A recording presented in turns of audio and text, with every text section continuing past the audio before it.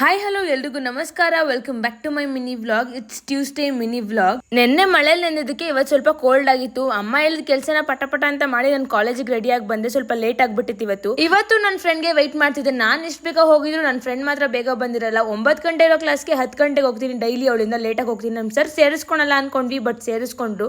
1 hour ಆಗೋಗಿತ್ತು, but ಆಮೇಲೆ ಸ್ವಲ್ಪ ವರ್ಕ್ ಮಾಡ್ಕೊಳ್ಳೋದಕ್ಕಂತ ಬಿಟ್ಟಿದ್ರು. ನಾವೆಲ್ಲ ನೋಡಿ ಫ್ರೆಂಡ್ಸ್, ಈಗಿನ ಕಾಲದ ಮಕ್ಕಳಿಗೆ ಸ್ವಾತಂತ್ರ್ಯ ಬಂದಿದ್ದ ವರ್ಷನೇ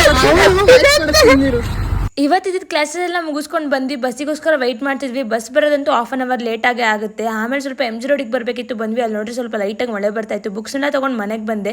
ಇವನಿಗೆ ಏನು ಹೆಸರು ಇಡಬೇಕು ಅಂತ ಗೊತ್ತಿಲ್ಲ. ನಿಮ್ಗೆ ಏನಾದರೂ ಇಡಬೇಕು ಅನ್ಸಿದ್ರೆ ಪ್ಲೀಸ್ ಕಮೆಂಟ್ ಮಾಡಿ ಆಯಿತಾ.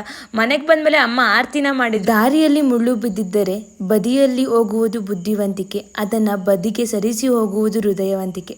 ಇವತ್ತಿಗಿಷ್ಟೇ. Love you all. ಬಾಯ್. ಜೈ ಶ್ರೀ.